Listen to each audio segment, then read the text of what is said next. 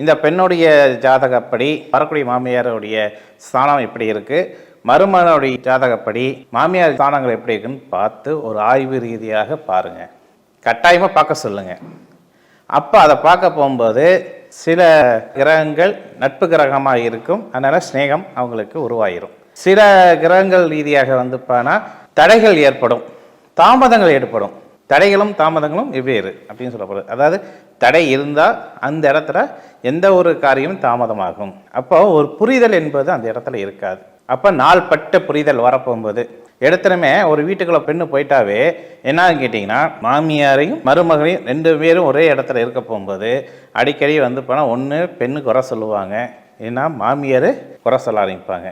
அப்போ போக போக பார்த்தீங்கன்னா ஸ்நேகம் ஒரு புரிதல் தாமதமாக புரிஞ்சு என் மருமகளுடைய குணம் இதுதான், என் மாமியார் குணம் இதுதான்.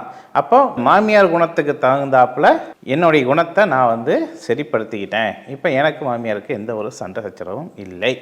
சில இடத்துல பார்த்தீங்கன்னா மருமக என்ன பண்ணுவாங்க, விட்டு கொடுக்க தன்மையாக இருப்பாங்க. சில இடத்துல மாமியார் மருமகோசரம் விட்டு கொடுக்க தன்மையாக இருப்பாங்க.